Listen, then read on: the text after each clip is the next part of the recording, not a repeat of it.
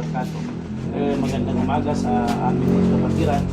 Ito po natin, pinag-ipunan natin ay para ito sa akika. Ito po ay tinatawag na akika sa Islam. Ibig sabihin ay paggugupit sa bagong paganak. Supposed to be ang batas nito ay ang bata po paglalabas na sa panganak ng magulang, dapat yan tinatawagan ng bang. So ito ang sunat, ibig sabihin sunat ay batas ng Propeta Muhammad SAW. Pag ipanganak po ang bata ay gugupitan siya ng pang-7 araw sa kapanganakan. Pagkatapos pag hindi panahon o di kaya ibig sabihin wala pang oras, ay pwede sa pangalawang araw. Pag hindi pa naman pwede sa pangalawang linggo. Pag hindi po pwede sa pangalawang linggo, ibig sabihin pangatlong linggo. Iyon ang paggupit.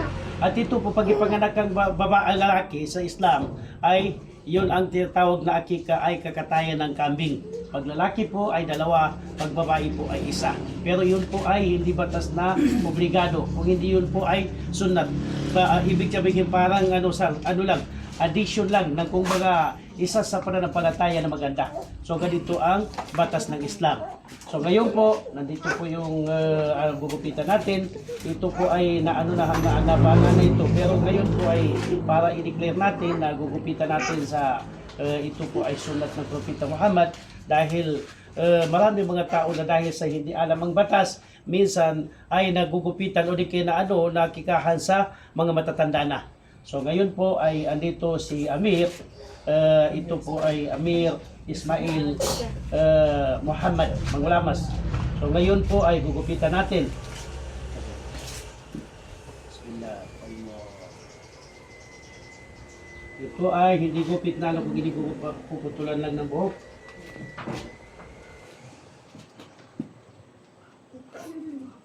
Takimik siya Amir.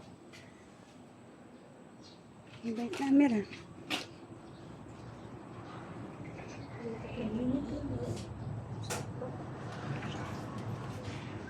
Kaya po yung sikreto nito, bakit gugupitan? Unang-una sunat ng Propeta Muhammad. Pangalawa po ay dapat sa bagong ipanganak ay meron dito ginugupitan dahil pag hindi ito magugupitan ay sumusuway sa kanyang magulang. So kaya ito ay sunat ng Propeta Muhammad SAW. Tanungin Muhammad. Ito naman ang sukal ay ito para po sa kung baga ay isa sa mga prayer na kung baga malalasahan niya ang tamis ng buhay dito sa mundo. Parang ayaw ni Bismillah. Matamis ano? Amir, Rabbi ishrah lahu sadrahu wa yassir lahu amrahu. Sarap ba? Rabbi yassir lahu. Pati yung kutsara, pinakagatin. Kasama yan.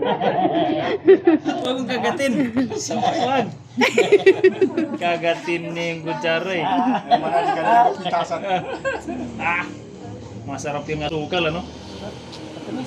Tamis. Amir, Bismillah, Rabbi ishrah lahu sadrahu wa yassir lahu amrahu.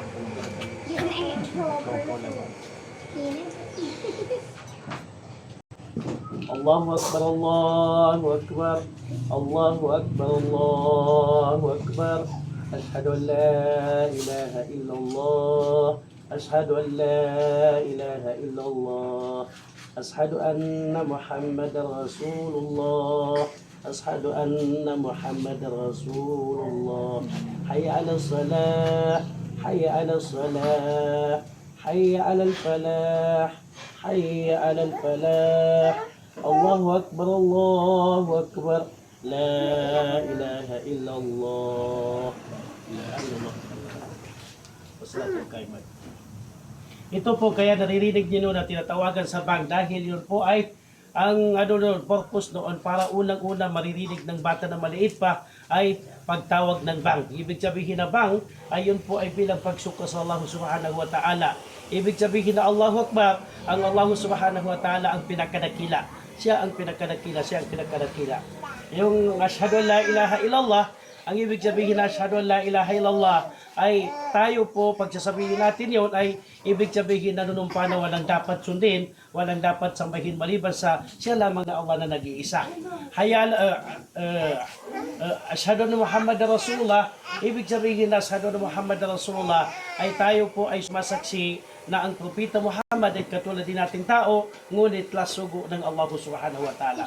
Yung hayya alal falah, ibig sabihin hali kayo sa mga ibig sabihin ay yan po ay tagumpay. Tagumpay na buhay sa mundo at kabilang buhay. So yun ang ibig sabihin na tawag.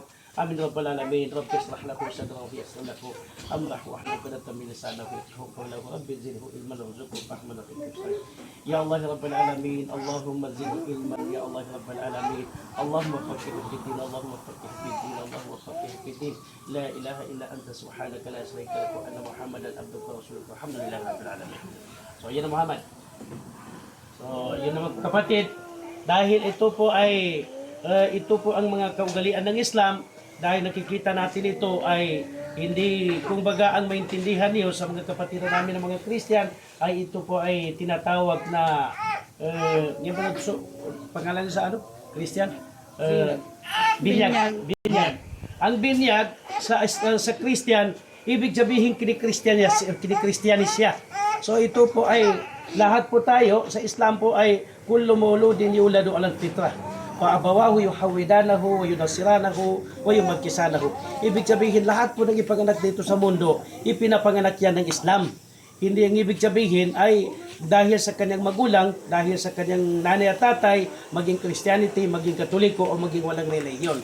Kung ano ang natitingala, ng mga bata, so yun ang ibig sabihin, natutunan ng ibig sabihin bata.